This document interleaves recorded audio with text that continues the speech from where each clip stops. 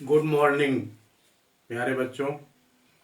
कक्षा 10 के रसायन में हम लोग अध्ययन कर रहे थे रासायनिक समीकरणों का संतुलन। ये बहुत ही महत्वपूर्ण है और बोर्ड परीक्षा में एक प्रश्न रासायनिक समीकरण के संतुलन का अवश्य रहता है। रासायनिक अभिक्रियाएं क्या हैं, रासायनिक समीकरण क्या है, संतुलित रासायनिक समीकरण क्या है, इसकी चर्चा हो चुकी है। रासायनिक समीकरणों का संतुलन हीट एंड ट्रायल मेथड अनुमान विधि से कैसे किया जाता है, इसे समझा चुके हैं। एक बार इसे फिर से समझ लें कि अनुमान विधि द्वारा रासायनिक समीकरणों का संतुलन कैसे किया जाता है। एक रासायनिक अभिक्रिया है तप्त आयरन पर तप्त आयरन पर जलवाष्प प्रवाहित करने से आयरन ऑक्साइड बनता है और हाइड्रोजन गैस निकलती है। इसे एक रासायनिक अभिक्रिया है।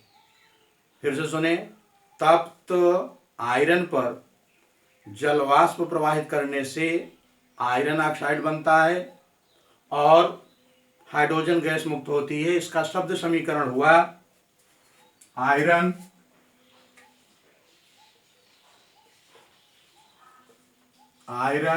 धन जलवाष्प गर्म आयरन ऑक्साइड धन हाइड्रोजन, आयरन ऑक्साइड धन हाइड्रोजन।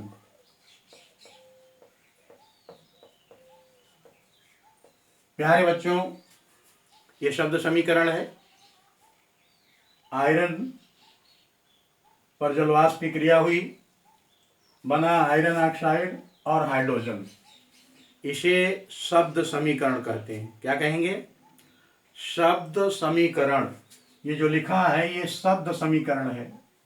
शब्द समीकरण। अब इससे रासायनिक समीकरण कैसे लिखेंगे? इसमें जो अभिकारक हैं आयरन और जलवाष्प, और इसमें उत्पाद हैं आयरन ऑक्साइड और हाइड्रोजन, इनके प्रतीक और अणुसूत्र लिखें।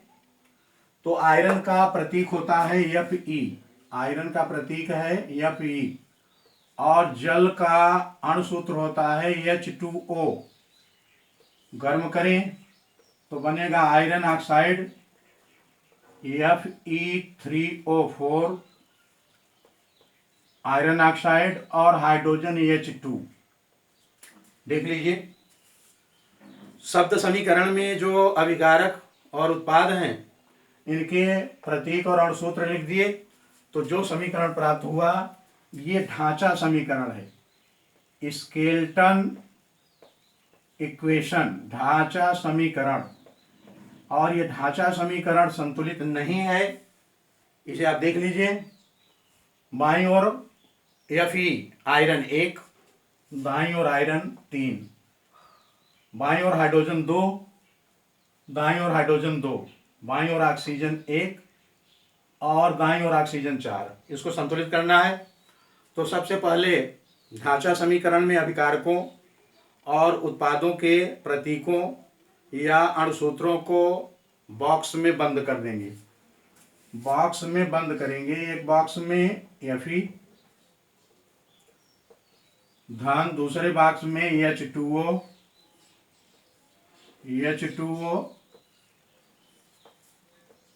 उत्पादों में Fe3O4,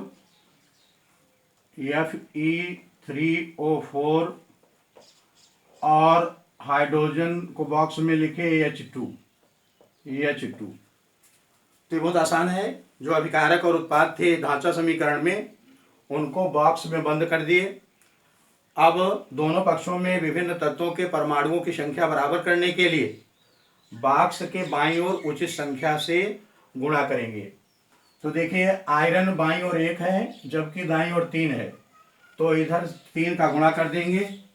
3 का गुणा करते हुए लिखेंगे Fe के बाईं ओर 3 का गुणा किए तो Fe भी 3 हो जाएगा, और शेष अन्य जो हैं उनको लिख दिए।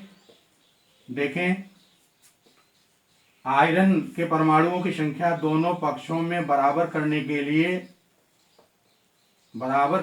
लिए Fe बॉक्स के बाईं ओर 3 का गुणा कर दिए। अब देखते हैं दोनों ओर कौन से परमाणु अब बराबर नहीं है। आयरन यहाँ 3 और आयरन यहाँ 3। यहाँ देखिए ऑक्सीजन 4 है और इधर ऑक्सीजन 1 ही है। बाईं ओर ऑक्सीजन 1 और दाईं ओर ऑक्सीजन 4, इसलिए अब बाईं ओर H2O बॉक्स के बाईं ओर 4 का गुणा करेंगे। तो 4 का गुणा करते हुए लिखेंगे 3Fe धन, अब 4 का गुणा करेंगे जिससे ऑक्सीजन बराबर हो जाए 4H2O और तीर चिन्ह के बाद ये गर्म का चिन्ह है और लिखे Fe3O4 प्लस H2। प्यारे बच्चों अब एक बार फिर चेक करेंगे दोनों पक्षों में परमाणुओं की संख्या। आयरन 3, आयरन यहाँ भी 3, ऑक्सीजन यहाँ 4 बाईं ओर, दाईं ओर भी ऑक्सीजन 4, हाइड्रोजन बाईं ओर 4 दूना 8 और यहाँ केवल 2 है। तो इसमें इस हाइड्रोजन के बॉक्स के बाईं ओर 4 का गुणा कर दें। तो 4 का गुणा करते हुए लिख रहे हैं 3Fe प्लस 4H2O और तीर चिन्ह गर्म किए बना Fe3O4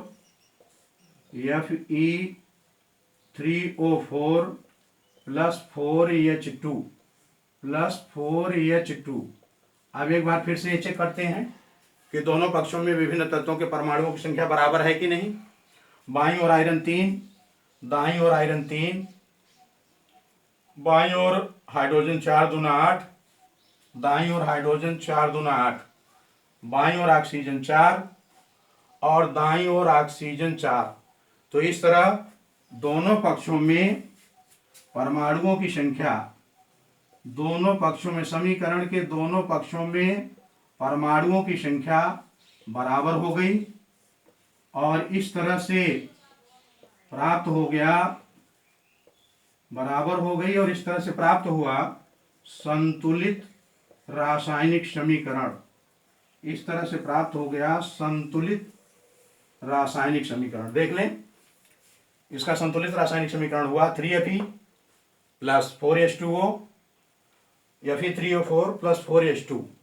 ये संतुलित समीकरण है, संतुलित समीकरण। तो इस तरह से समीकरणों का संतुलन किया जाता है। प्यारे बच्चों